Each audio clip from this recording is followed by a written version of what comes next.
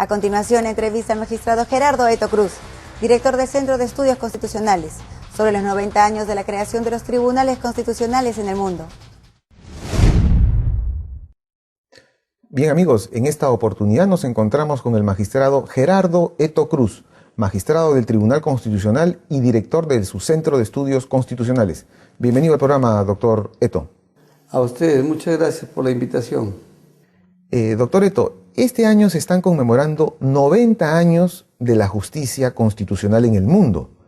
¿Qué significado tiene esta celebración para que el público comprenda la dimensión y magnitud de este acontecimiento? Efectivamente, en este mes de octubre, que ha pasado hace poco, se ha conmemorado la vigencia de la Constitución austriaca, que fue promulgada el 1 de febrero, pero entró en vigor en octubre, específicamente el 20 de octubre, y es en esta Constitución de 1920 donde se crea lo que en su momento se habría de denominar Alta Corte Constitucional, que fue la gran criatura predilecta de Hans Kelsen. Y entonces esta Constitución refleja la impronta de ese momento. Austria, Checoslovaquia, que fue la Constitución de 1919, y la Constitución Republicana de España del año 31, que creó el Tribunal de Garantías Constitucionales. Estos tres primeros tribunales fueron la primera generación, ¿no? En consecuencia, desde esa fecha a la actualidad, con el interregno de la Guerra Mundial que paralizaron los tribunales constitucionales, hacer un balance de estos primeros 90 años es realmente fructífero e interesante, porque eso supone ver qué se ha hecho, qué se ha avanzado y cuáles son sus fortalezas y debilidades. No olvidemos que el Perú se incorpora desde la Constitución del 79 con el Tribunal de Garantías Constitucionales, y la Carta del 93 lo ratificó como Tribunal Constitucional. ¿Cuál es la diferencia entre el Poder Judicial y el Tribunal Constitucional en la resolución de un caso determinado? ¿Qué caso vendría al tribunal y qué caso iría al Poder Judicial? El Poder Judicial conoce realmente todo lo que en doctrina se denomina derechos subjetivos privados. Los derechos subjetivos privados son los conflictos entre las partes, ¿no? Pero normalmente cuando hay un conflicto que tiene que ver con un contenido especial que son sobre derechos fundamentales, y normalmente es el Estado el que afecta como regla los derechos fundamentales. Libertad de expresión, por ejemplo. Libertad de expresión, libertad de opinión, libertad de religión, en fin.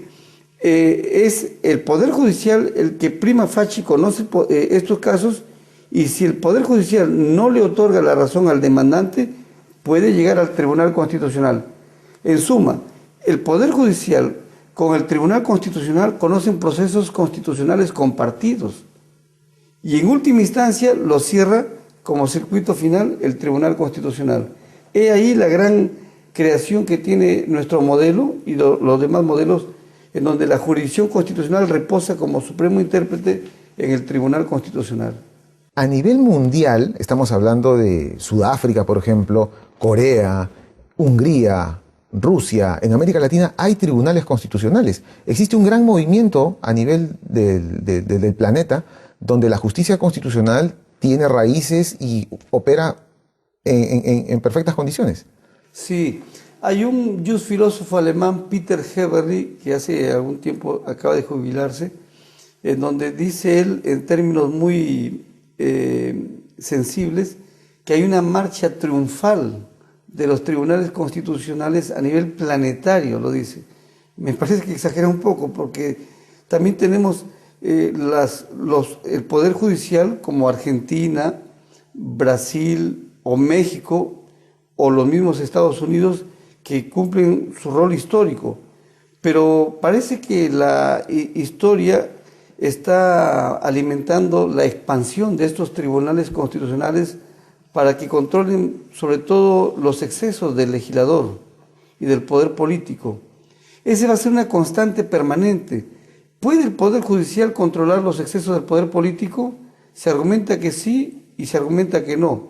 Los argumentos de no es porque los jueces son jueces de carrera y tienen un poco de temor. En cambio, quienes integran los tribunales constitucionales son magistrados que no tienen por qué estar supeditados a que después vayan a votarlos, porque van a cumplir solamente por un plazo determinado. En el fondo subyace el espíritu de una polémica celebérrima que fue entre Hans Kelsen y Carl Schmitt. Uno planteaba que se iba a judicializar la política, otros planteaban que se iba a politizar la justicia. Independientemente de esos extremos, lo importante es que el Tribunal Constitucional en el Perú forma parte del ajedrez geopolítico para que haya gobernabilidad, predictibilidad, seguridad, tanto para los inversionistas, para el hombre sencillo que tiene un problema de una reposición laboral o la afectación de algún derecho fundamental de alguna empresa o una persona que no se le deja ejercitar su libertad de culto. Todas estas sangres llegan al Perú, al Tribunal Constitucional, y en su momento el tribunal estimará si es fundado o no. Creo que el Tribunal Constitucional ya el próximo año están cumpliendo 30 años y creo que ha venido haciendo unos extraordinarios servicios en la consolidación de la democracia en el Perú. Y en relación a esta labor que viene desarrollando el Tribunal Constitucional, ¿usted considera que el tribunal se está afianzando cada vez más? Se está consolidando. Dentro de poco, el Centro de Estudios Constitucionales no es una especie de propaganda, pero está evacuando un CD con un soporte informático de todas las grandes vigas jurisprudenciales que va a tener la magistratura ordinaria presente para el fortalecimiento de sus fallos, ¿no? Ya dentro de poco, usted mismo me podrá rectificar, ya estamos llegando a los 65.000 sentencias aproximadamente, lo cual significa pues que es una compacta jurisprudencia que viene consolidando el tribunal. La idea del tribunal tiene creaciones sobre lo que se llama cierta autonomía procesal interpretativa y tiene creaciones en la parte sustantiva de los derechos fundamentales. Nos falta seguramente mucho que recorrer y eso dependerá de las contingencias de los casos que vengan.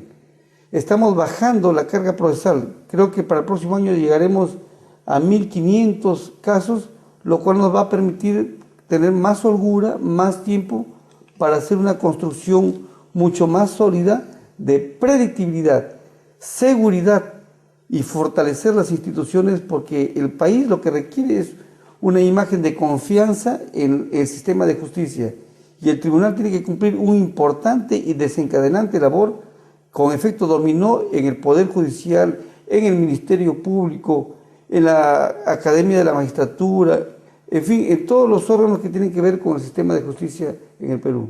Muy bien, doctor. Muchas gracias por la entrevista y bueno, hemos comentado estos 90 años de celebración de la justicia constitucional en el mundo. A ustedes, muchas gracias. Bien, amigos, fue el magistrado Gerardo Eto Cruz, con quien hemos dialogado sobre los 90 años de la justicia constitucional en el mundo. ¿Sabías que? El artículo 138 de la Constitución Política señala que la potestad de administrar justicia emana del pueblo y se ejerce por el Poder Judicial a través de sus órganos jerárquicos con arreglo a la Constitución y a las leyes.